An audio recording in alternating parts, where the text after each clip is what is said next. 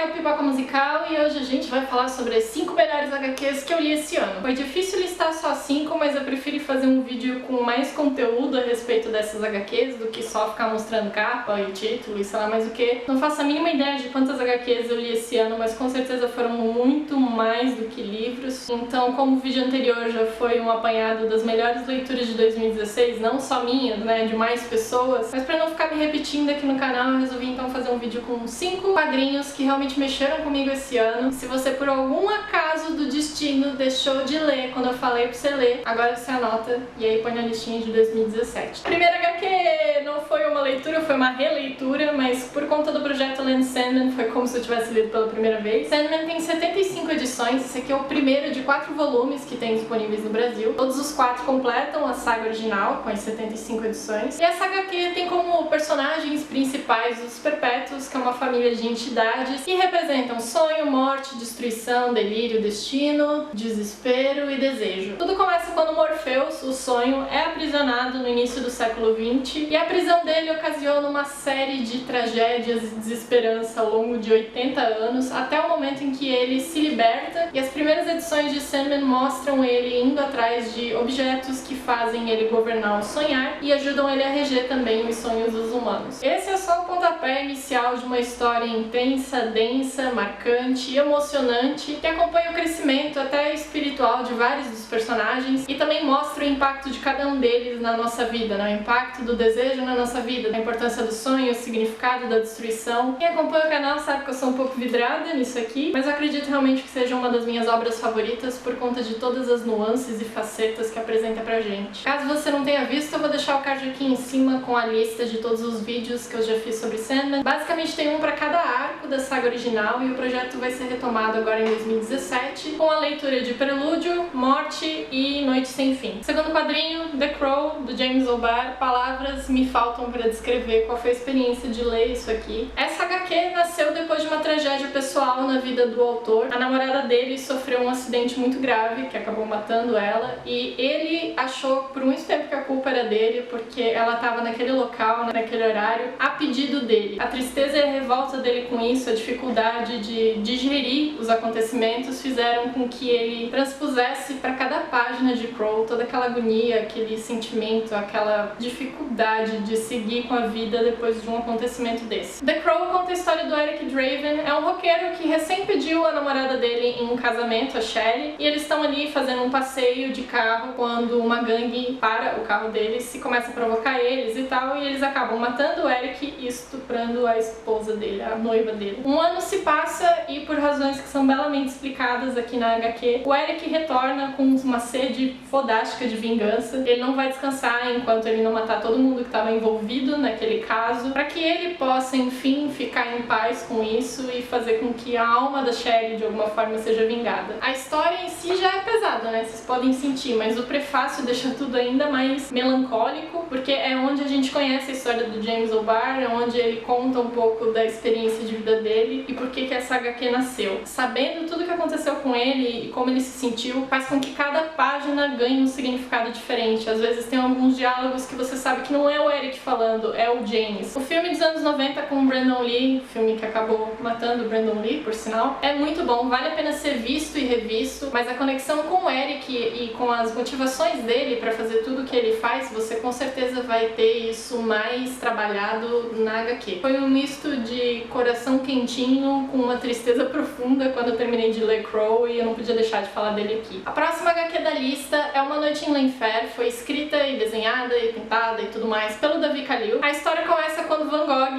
escapa com vida do tiro que na realidade matou ele, e ele vai para um cabaré parisiense junto com outros artistas que na realidade não se cruzaram, mas que aqui em favor da ficção se juntaram. E esses caras ficam ali juntos numa mesa bebendo e usando altas drogas e eles fazem um torneio de histórias que envolvem sexo, mistério e morte. E o autor da melhor história contada ali vai ganhar apenas o Crânio de Dante Alighieri. Além do humor, o desenho do Davi Khalil é de babá e ele se inspirou na arte de cada artista para poder fazer a história deles. Então cada capítulo conta a história do tal do artista, tanto a arte quanto até tom de cor e tudo mais muda para poder se adequar ao estilo daquele artista. Não só isso, mas também tem várias referências diretas aos quadros desses artistas. Por exemplo, eu mostrei aqui do Goya para vocês. vocês. E aí tem esse quadro, por exemplo, que faz referência a um quadro famoso do Goya. Eu vou deixar aqui na descrição do vídeo um link de um post que eu fiz reunindo algumas dessas referências pra vocês entenderem mais ou menos o que eu tô querendo dizer. O desfecho desse quadrinho também é muito legal, foi uma surpresa muito grande, eu gostei pra caralho de Uma Noite no Inferno. É um dos grandes trabalhos brasileiros que a gente tem por aqui. Mais uma HQ nacional das tantas que eu podia colocar nesse vídeo, porque Quintanilha me incomodou pra caralho com Inário Nacional. A HQ traz 6 contos ilustrados sobre realidades violentas. Tem conto que fala sobre estupro, tem conto que fala sobre relacionamento abusivo, tem conto que fala sobre culpa. É uma leitura que merece muita atenção porque ela trabalha várias vezes com metáforas ou com analogias que num primeiro momento podem parecer meio bobas. No vídeo da resenha eu até comentei que foi uma HQ que eu não gostei de imediato. Eu terminei ela e eu fiquei meio assim. Mas depois de tanto tempo com aquelas histórias na cabeça, eu pensei, bom,